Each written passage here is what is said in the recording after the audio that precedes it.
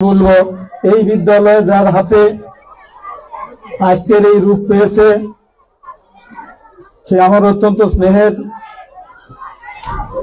এবং তার কথা বলতে হলে 5 মিনিট সময় লাগবে। তা আমি আপনারা সবাই বিরক্ত হয়ে আছেন, দীর্ঘক্ষণ থেকে অনুষ্ঠান চলছে, ছেলে মেয়েরাও ব্যস্ত, সেভাবে না গিয়ে শুধু বলবো এই বিদ্যালয়ের সম্মানিত পরিচালক, বনপাড়া সরকারি অনার্স কলেজের সম্মানিত শিক্ষক জনাব সাইফুল ইসলাম,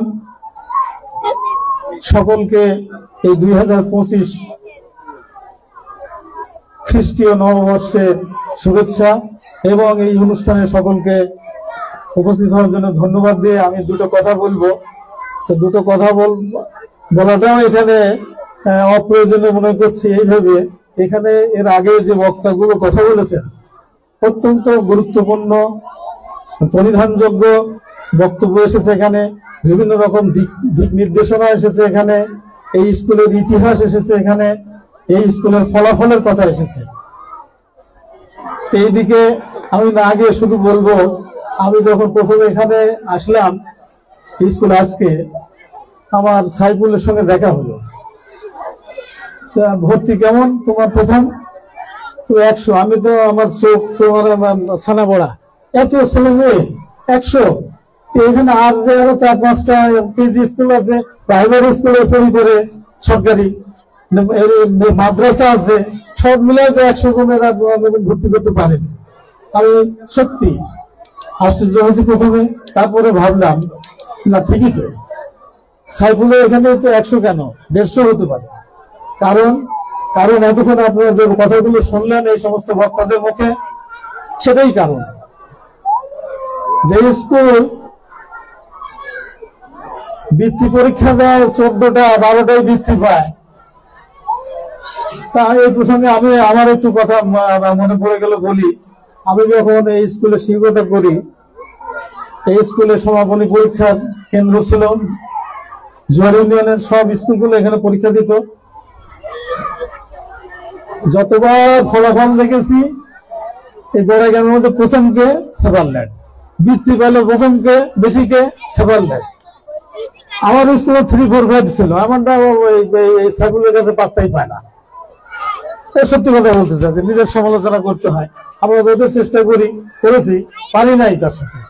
এজন্য আমার কোনো নাই, আক্ষেপ নাই, বা তার প্রতি কোনো হীনমন্যতাও নাই যে খারাপ করলে ওটা ভালো হতো, তা না।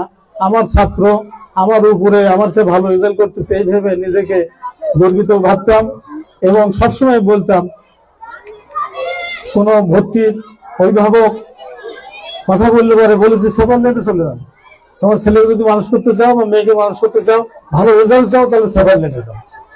তো আজকে অনেকদিন পর এসে আমি যে কথাগুলো বলতাম অভিভাবকদের, যারা জিজ্ঞেস করত, তাদেরকে আমি ভুল জায়গায় পাঠাইনি, এইটা আজকে প্রমাণিত। এই যে আমাদের আহমেদপুরের নতুন হেডমাস্টার সাহেব যে কথা বললেন যে এরকম একটা স্কুল আছে, এখানে এত সুন্দর পরিবেশ, আমার জানাই ছিল না। আমার কথা হলো এরকম, যেই প্রথমে আসুক একটা শিক্ষাবিদ, শিক্ষক, এই শ্রেণীর মানুষ এসে যেন এই কথাটা বলে সাইফুলকে যে আপনি এখানে কি করেছেন, এত চমৎকার একটা প্রতিষ্ঠান করেছেন, আমরা চাই এটা চমৎকার প্রতিষ্ঠান। এর সাথে পরিচালক সাহেবকে আমি একটা অনুরোধ রাখবো, যে কথা প্রিন্সিপাল সাহেব বলেছেন, আমরা যখন বিএড করি, বিএড ট্রেনিং 81 সালে, সে সময় একটা টার্ম ছিল প্লে ওয়ে ইন এডুকেশন, খেলার ছলে শিক্ষা। এটা আমাদের পড়তে হয়েছে, লিখতে হয়েছে থিসিসের মতো আর কি। খেলার ছলে শিক্ষা, আমাদের বাচ্চাদের জোর করে বা পড়তে চায় না, অধিকাংশ জোর করে পড়ালে তার বিপরীত প্রতিক্রিয়া হবে, সে কথা প্রিন্সিপাল সাহেব বলেছেন। আমি বলি কত দূরে না গিয়ে পরিচালক সাহেবকে একটু বাচ্চারা যেন এখানে খেলার সুযোগ পায়, সেই সুযোগটা যদি করে দেওয়া যায়, তাহলে এই প্রতিষ্ঠানটা যে অবস্থা আছে তার চেয়ে আরো উপরের দিকে চলে যাবে বলে আমি বিশ্বাস করি।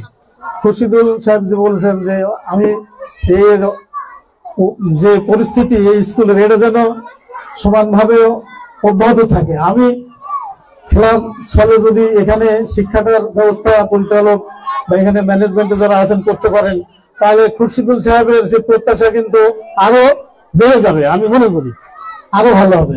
যাই হোক, আর কথা বলবো না।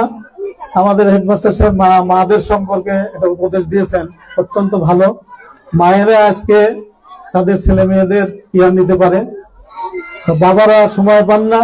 কেউ চাকরি বাকরির ক্ষেত্রে ব্যস্ত থাকেন, কেউ ব্যবসা ক্ষেত্রে ব্যস্ত থাকেন, কেউ সমাজ সেবা নিয়ে ব্যস্ত থাকেন, কেউ কৃষিকাজ নিয়ে ব্যস্ত থাকেন, কেউ না কেউ বিভিন্ন কাজে আমাদের ব্যস্ত থাকতে হয়, পুরুষদের সংসার চালাতে হয়।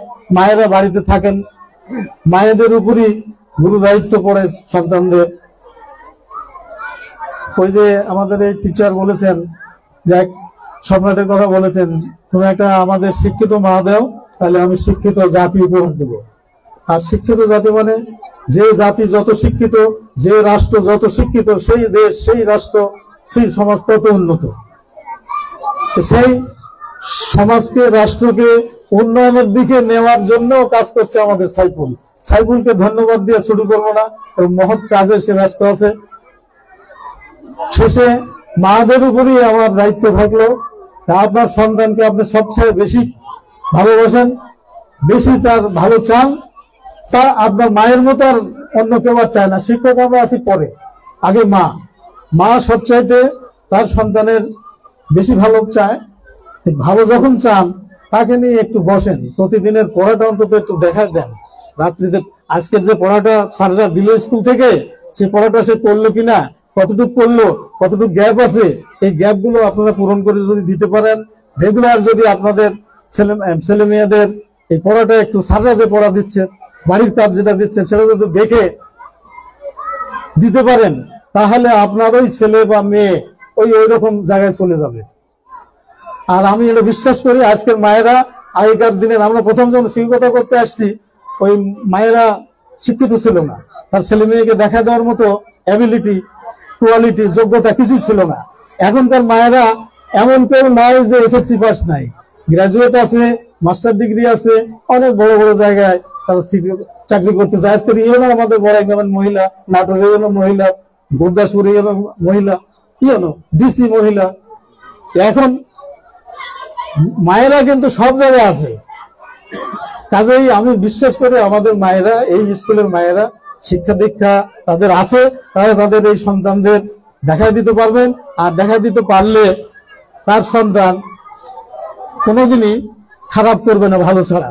আর আমাদের ডিরেক্টর সাহেব স্কুলের সাইফুল সাহেব যে কথা বলেছেন, আমি একটু কথার সাথে ডিফার করি, একটু শুনেন, আপনারা শুনেন কথা বলেন। ডিফার করি এইভাবে, প্রথমে বক্তব্যে বলেছেন আমার স্কুল থেকে যতজন ছেলে পেলে পাশ করে হাই স্কুলে যায় তার 80% ভালো রেজাল্ট করে, এটা শোনাম আছে। আমি একটু ডিফার করি, ভুল তথ্য না। 80% না, সেকেন্ডারি স্কুলের ছাত্ররা 100% ভালো করে।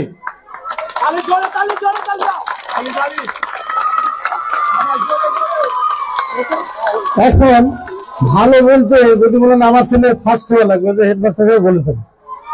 এখন আমি আমার একটা ক্লাসে 100 জন ছেলে মেয়ে পড়াশোনা করে, 40 জন ভালো, এক হওয়ার মতো। 40 জনকে আমি রোল হেডমাস্টার দিতে পারবেন?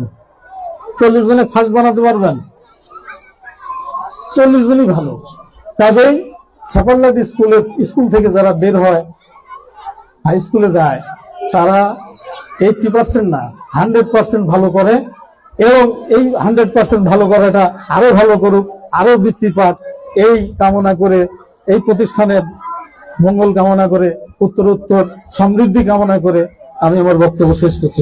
ধন্যবাদ সকল।